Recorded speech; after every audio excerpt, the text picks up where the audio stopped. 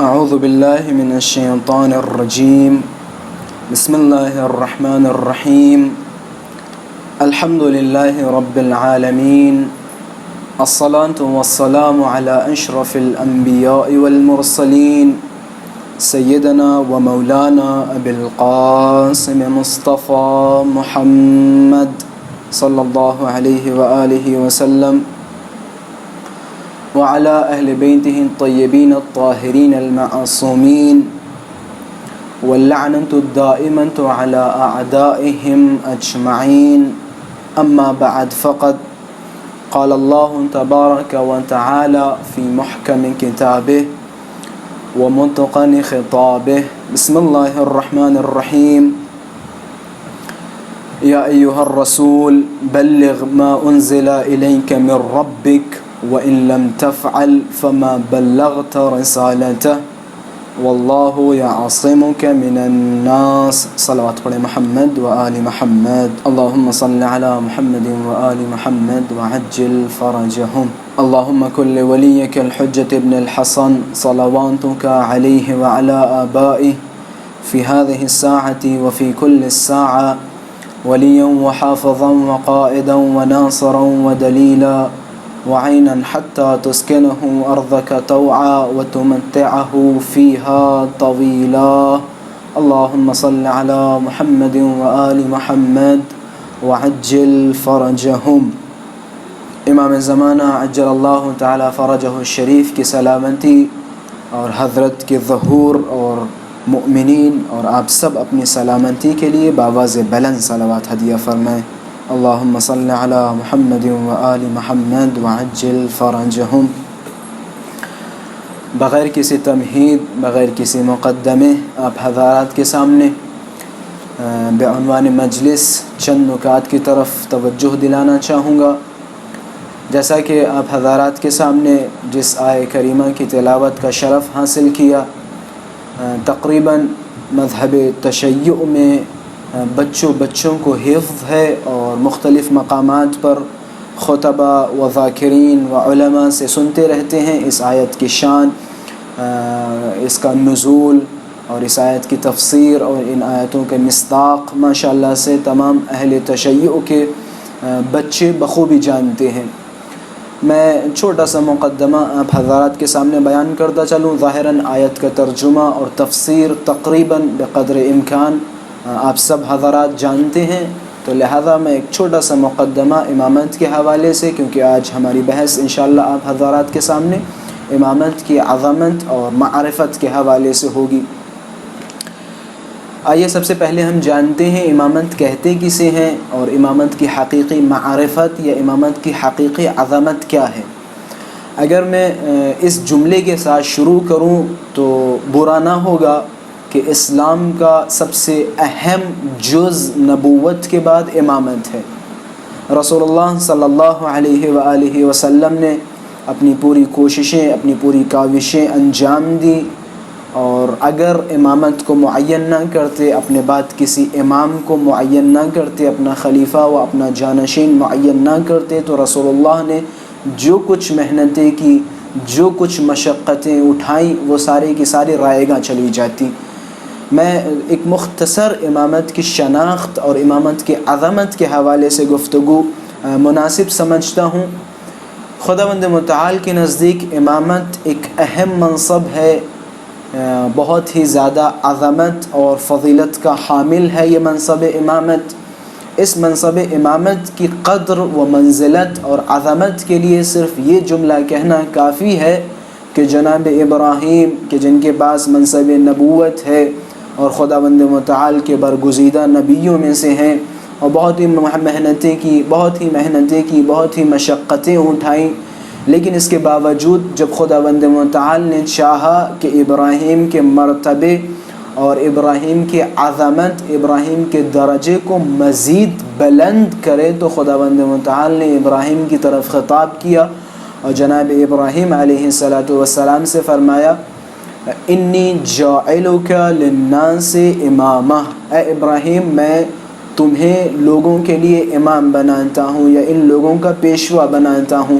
سمجھ میں یہ آتا ہے کہ مقام نبوت جناب ابراہیم کے پاس تھا، منصب نبوت تھا، لیکن خداوند متعال نے جب چاہا کہ ابراہیم کو مزید بلند کرے تو خداوند متعال نے جناب ابراہیم علیہ السلام کو مقام امامت سے نوازا، بغیر کسی تمہید، بغیر کسی مقدمے اور بغیر کسی تعارف یہ کہہ سکتا ہوں کہ مقام امامت مقام نبوت سے بافضیلت ہے، بافضیلت تر ہے مقام امامت، کیونکہ خداوند متعال نے جب جناب ابراہیم علیہ السلام کو مزید بلند و بالا کرنا چاہا تو جناب ابراہیم کو مقام امامت سے نوازا۔ یا یہ چھوڑے، سیدھا سیدھا جس آیہ کریمہ کی میں نے تلاوت آپ حضرات کے سامنے کی، اسی آیت کے حوالے سے آپ پڑھیں، دیکھیں کیا تفسیر ہے، محل نزول کیا ہے، شان نزول کیا ہے۔ روایتوں میں ملتا ہے کہ رسول اللہ کے جنہوں نے بڑی مشقتیں اٹھائیں،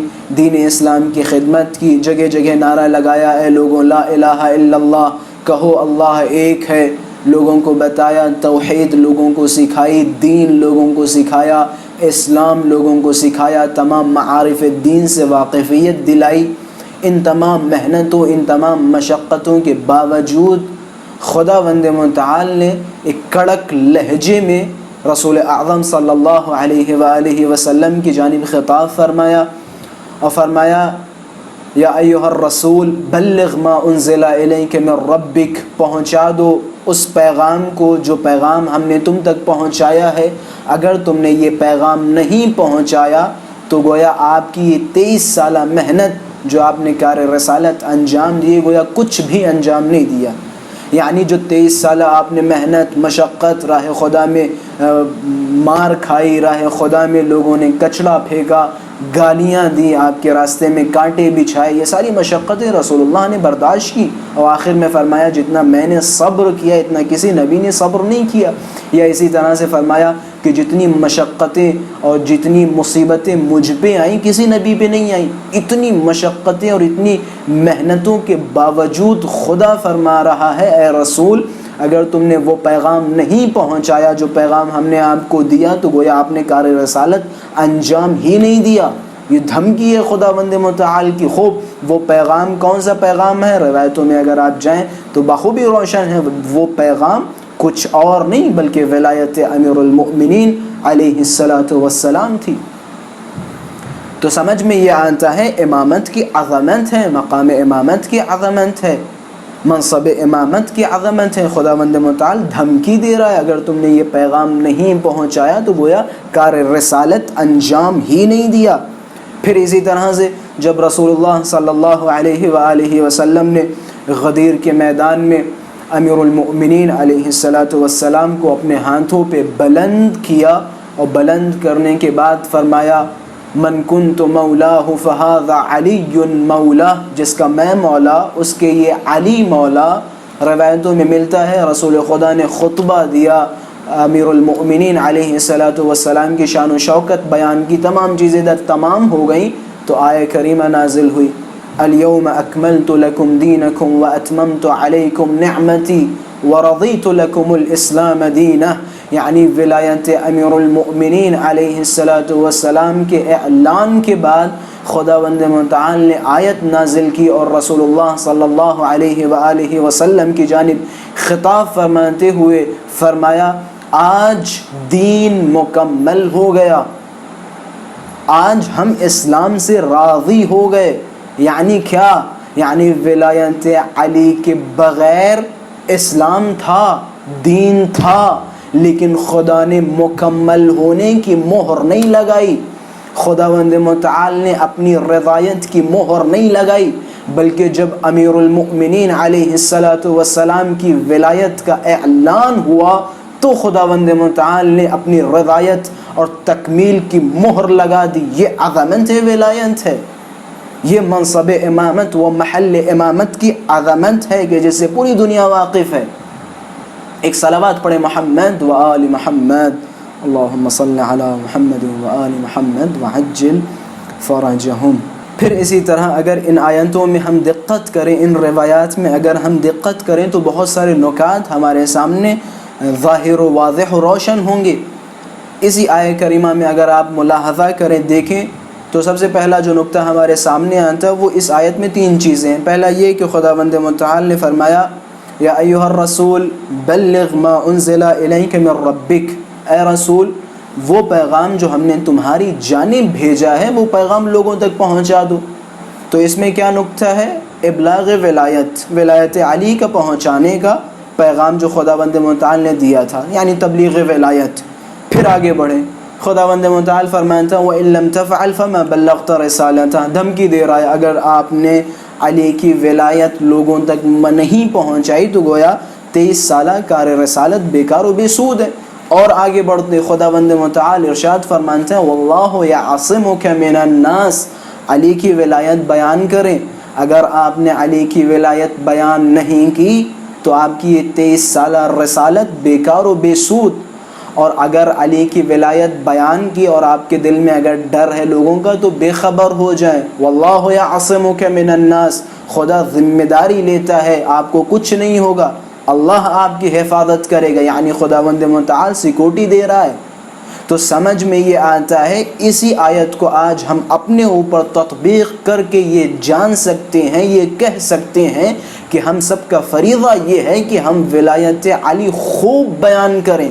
اور اگر آج ہم ولایت علی بیان نہیں کر رہے تو اس کا مطلب یہ ہے کہ ہم نے جو کچھ انجام دیا وہ سارا کا سارا بیکار و بے سود ہے.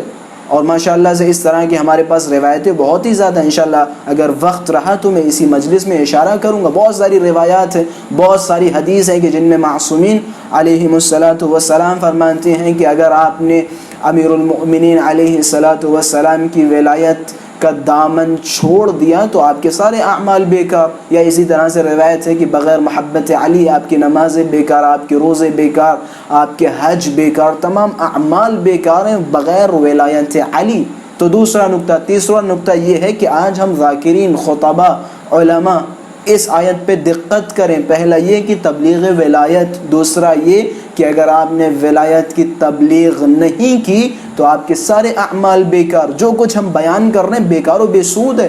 تیسرا یہ اگر آپ کے دل میں ڈر ہے لوگوں کا کہ اگر ہم ولایت علی بیان کریں گے، فضائل علی بیان کریں گے تو لوگ کہیں گے ہم کیا یہ علی علی علی کر رہے ہیں، تو اس کا ڈر نہ رکھیں، خوف نہ رکھیں. خداوند متعال نے ذمہ داری لی ہے آپ کی حفاظت کی. خدا نے فرمایا ہے کہ تم ولایت علی بیان کرو، واللہ یعصمک من الناس، خدا ان لوگوں سے آپ کی حفاظت کرے گا.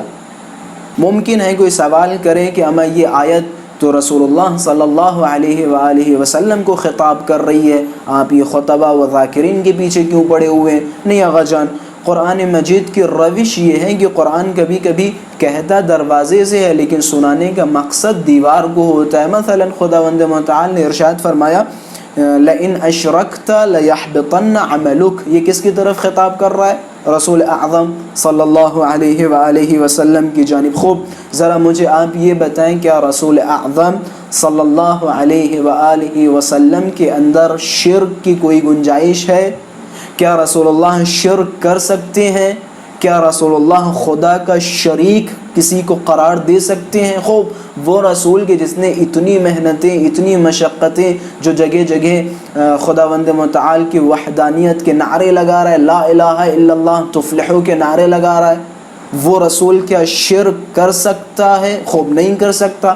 اگر شرک نہیں کر سکتا تو کیوں خدا خطاب کرتے ہوئے فرما رہا ہے لئن اشرکت لیحبطن عملک، اگر آپ نے شرک کیا تو ہم آپ کے عمل کو نابود کر دیں گے. خوب کیا حکمت ہے، کیا راز ہے.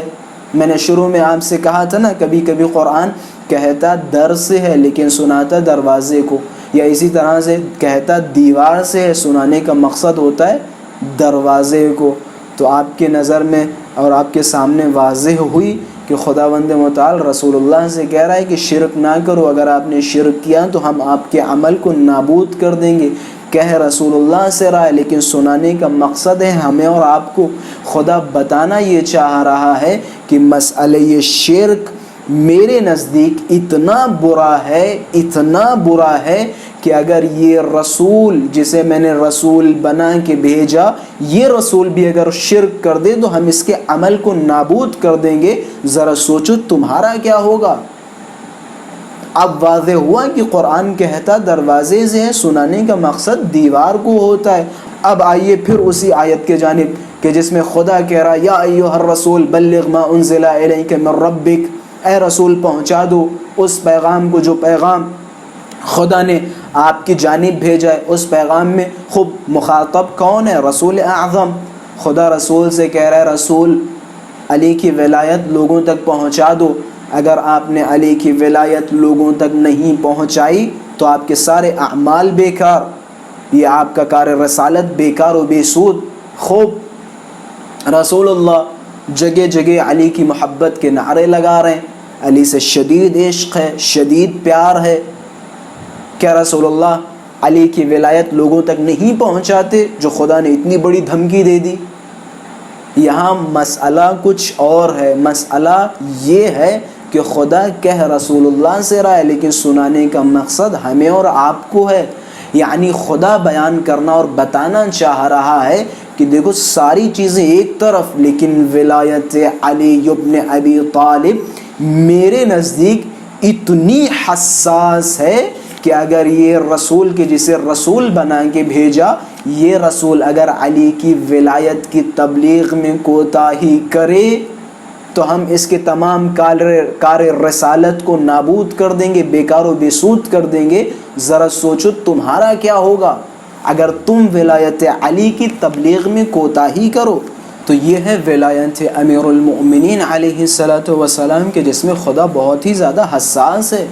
خدا کو گوارا نہیں ہوگا کہ کوئی انسان ولایت علی میں کوتاہی کرے۔ تو سمجھ میں یہ آتا ہے کہ کبھی کبھی قرآن کہتا دروازے سے ہے لیکن سنانے کا مقصد دیوار کو ہوتا ہے۔ یہ جتنا بھی مقدمہ میں نے آپ حضرات کے سامنے بیان کیا، جو آیتیں آپ حضرات کے سامنے پیش کی، حقیقت میں اس کے مخاطب ہم اور آپ ہیں۔ خدا ہماری جانب خطاب کرتے ہوئے فرما رہا ہے کہ تم ایسا کرو، تم ایسا کرو، تم ایسا کرو، کیونکہ بغیر ولایت علی، میں نے آپ حضرات کے سامنے بیان کیا تھا کہ علی کی ولایت کے بغیر سب کچھ بیکار ہے، بے سود ہے، بے بنیاد ہے۔ خداوند متعال تمام انسان کے اعمال کو ولایت علی کی وجہ سے قبول کرے گا۔ اگر ولایت علی قبول تو تمام اعمال قبول کیے جائیں گے، اور اگر ولایت قبول نہ ہوئی تو کوئی عمل قبول نہیں کیا جائے گا۔ روایت ہے ظاہراً امام باقر علیہ السلام فرماتے ہیں کہ الاعمال تقبل بالولایہ، انسان کے تمام اعمال ولایت علی کی وجہ سے قبول کیے جائیں گے۔ اگر ولایت علی ہے تو انسان کی نمازیں بھی قبول کی جائیں گی، روزے بھی قبول کیے جائیں گے، حج بھی قبول کیا جائے گا، زکوٰۃ بھی قبول کی جائے گی۔ لیکن اگر ولایت علی نہیں تو کچھ نہیں، کچھ بھی قبول نہیں ہوگا بغیر ولایت علی۔ اسی طرح اسی حدیث کے خوبصورت جملات وہ بھی بیان کرتا چلوں۔ حضرت فرماتے ہیں کہ اعمال ولایت علی کی وجہ سے قبول ہوں گے، اور ولا تقبل الولایہ الا بالبراءہ، اور ولایت علی قبول نہیں ہوگی جب تک انسان کے اندر براءت نہ ہو، بیزاری نہ ہو، دشمنی نہ ہو۔ کس سے دشمنی؟ کس سے براءت؟ کس سے بیزاری؟ اہل بیت علیہم السلام کے دشمنوں سے بیزاری، خدا کے دشمن سے بیزاری، رسول اللہ کے دشمن سے بیزاری، حضرت سیدہ سلام اللہ علیہا کے دشمنوں سے بیزاری۔ جب تک بیزاری نہیں ہوگی، براءت نہیں ہوگی، تو ہماری ولایت بھی قابل قبول نہیں ہے۔ تو سمجھ میں یہ آتا ہے کہ تمام اعمال ولایت علی میں قبول ہوں گے، اور ولایت علی جب تک براءت نہیں ہوگی، دشمنوں سے بیزاری نہیں ہوگی، تب تک ہماری ولایت بھی قبول نہیں ہوگی۔ یہ تو وہی مثال ہے، ایک صاحب آئے اور آنے کے بعد کہنے لگے کہ بھیا ہم ان کو بھی چاہتے ہیں، ان سے بھی پیار کرتے ہیں، فلاں صاحب سے بھی پیار کرتے ہیں۔ یہی کچھ صورتحال اہل بیت کے سامنے بھی پیش ہوئی۔ ایک صاحب آئے اور آنے کے بعد کہنے لگے کہ ہم وہ فلاں کو بھی چاہتے ہیں اور مولا کو بھی چاہتے ہیں۔ تو حضرت نے فرمایا انت الاعور، تم کاڑے ہو، یعنی تمہاری ایک آنکھ صحیح ہے اور ایک آنکھ خراب، یا تو تم بالکل اندھے ہو جاؤ یعنی کھل کے انہیں چاہنے لگو، یا پھر دونوں آنکھیں اپنی ٹھیک کرو، صرف علی علی کرو۔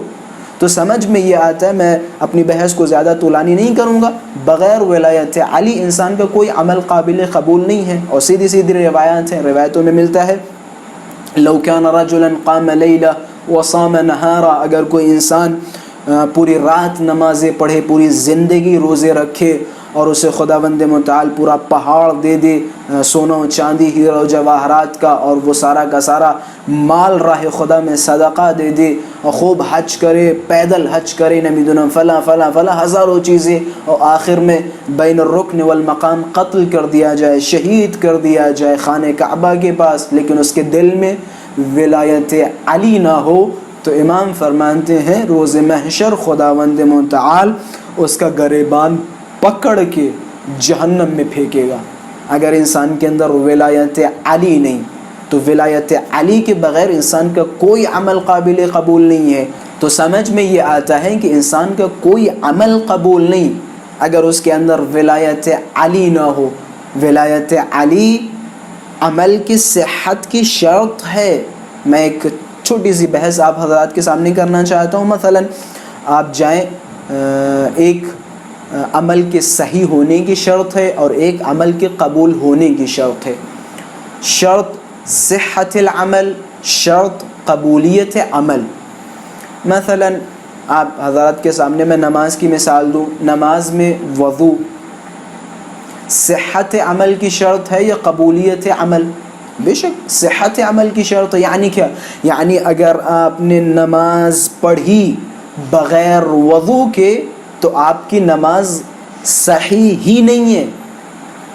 یہ مسئلہ قبولیت تو بعد میں آتا ہے، اولاً آپ کی نماز ہی صحیح نہیں ہے، قبولیت کا مسئلہ بعد میں آتا ہے۔ پہلے آپ اپنی نماز صحیح کریں، پھر جب نماز پڑھیں اور اس میں جو ہے خوب خدا کی طرف متوجہ رہیں، اخلاص لے کے آئیں، نبی فلاں فلاں فلاں فلاں، پھر دوسرا اسٹیپ یہ ہے کہ خداوند متعال دیکھے گا، اگر اسے آپ کی یہ عبادت اچھی لگے گی تو خدا اسے قبول کر لے گا۔ تو پہلا اسٹیپ یہ ہے کہ آپ کا عمل خود پہلے صحیح ہو۔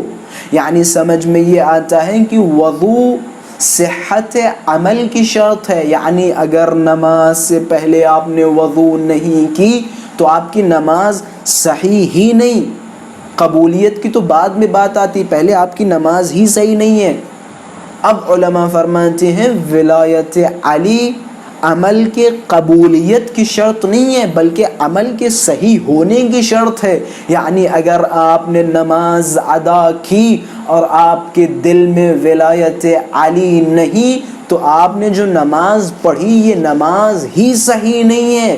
آپ نے جو روزہ رکھا یہ روزہ ہی صحیح نہیں ہے۔ آپ نے جو حج کیا یہ حج ہی صحیح نہیں ہے، کیونکہ آپ کے اندر ولایت علی نہیں ہے، آپ منکر ولایت علی ہیں۔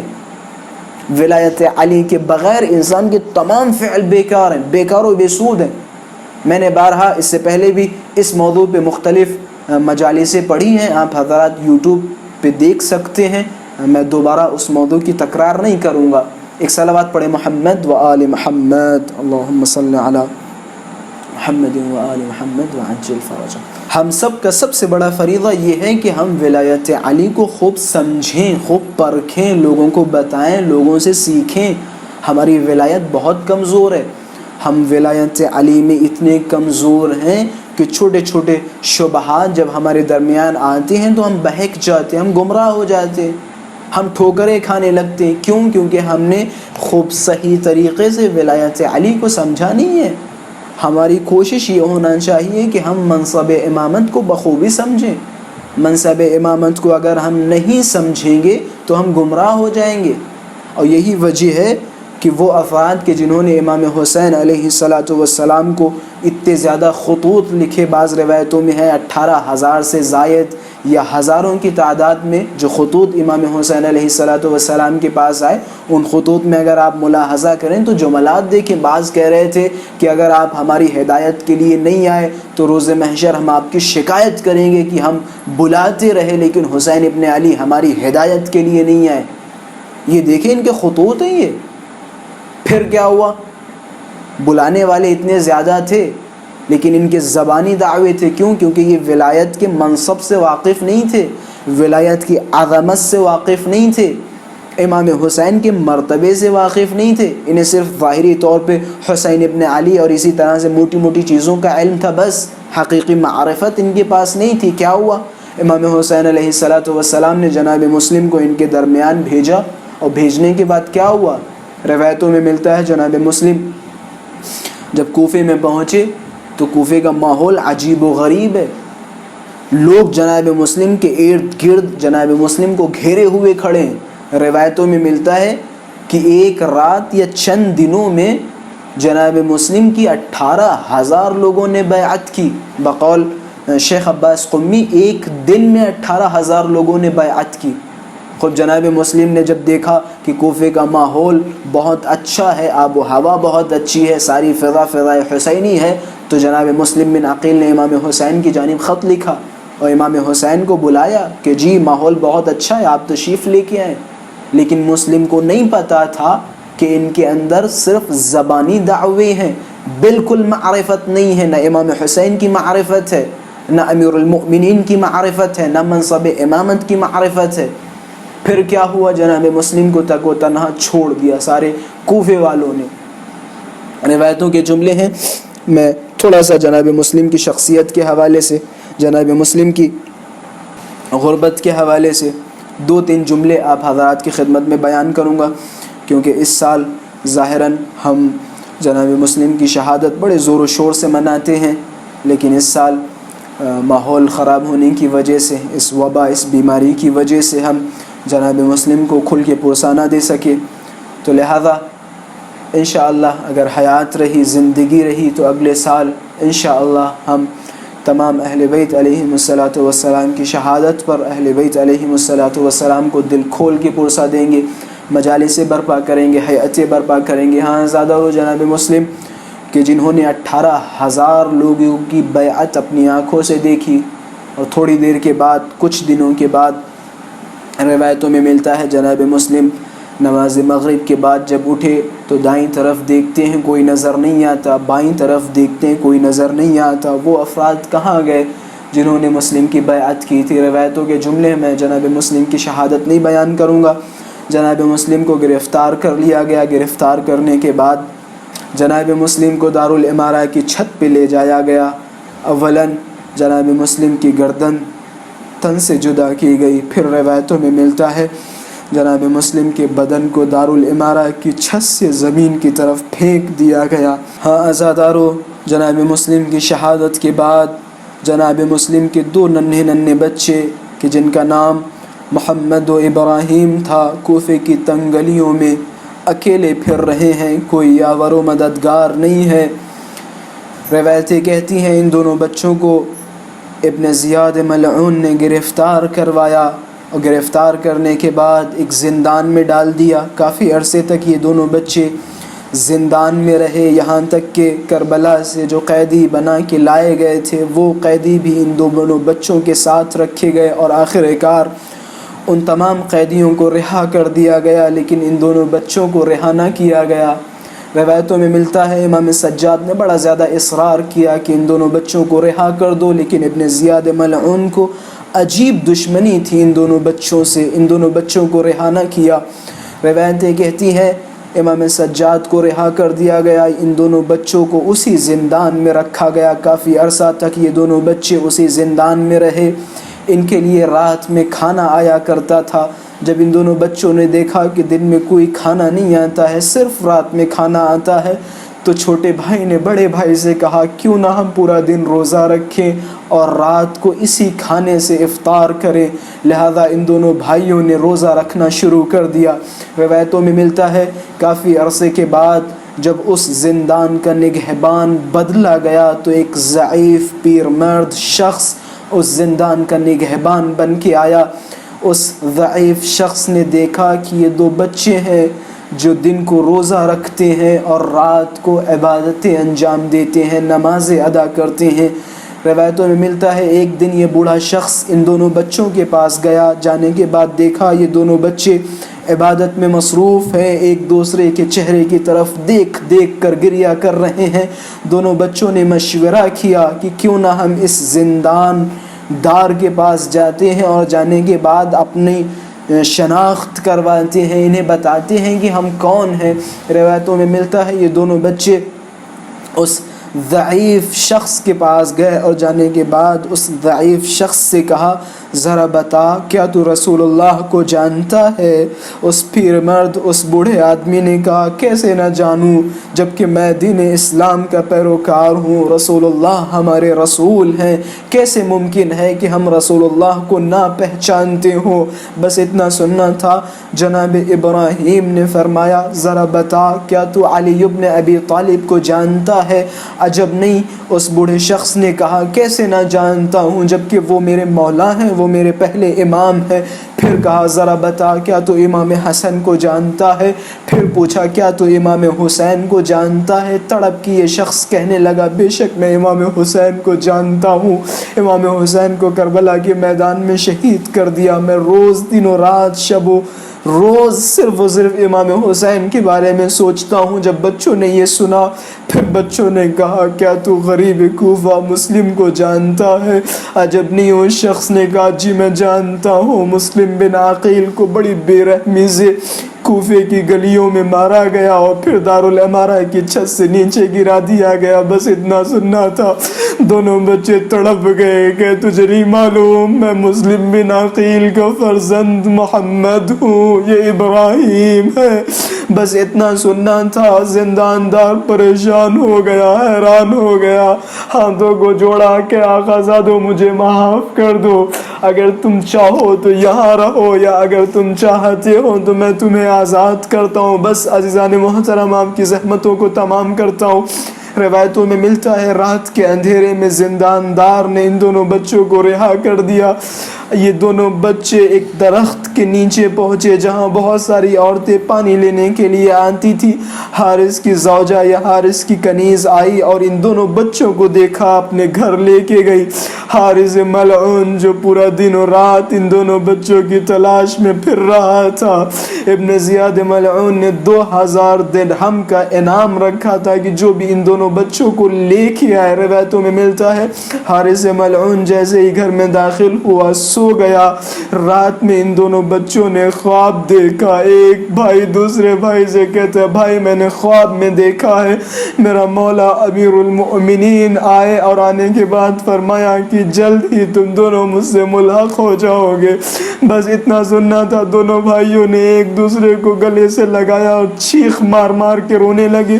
بس جیسے ہی رونے کی آواز آئی، روایتوں میں ملتا ہے حارث ملعون گھر سے باہر نکلا، کمروں کی تفتیش کرنا شروع کی۔ کیا دیکھا ایک کمرے میں دو ننھے ننھے سے بچے ایک دوسرے کو گلے لگائے ہوئے رو رہے ہیں۔ ان دونوں بچوں کے پاس یہ ملعون پہنچتا ہے، پہنچنے کے بعد پوچھتا ہے تم کون ہو؟ تو وہ دونوں بچے فرماتے ہیں میں محمد ہوں، یہ ابراہیم ہے، میں اور میرا بھائی مسلم بن عقیل کا فرزند ہوں۔ بس اتنا سننا تھا۔ روایتوں میں ملتا ہے حارث ملعون نے اتنے تمانچے مارے کہ جناب محمد کے اوپر غش طاری ہوا۔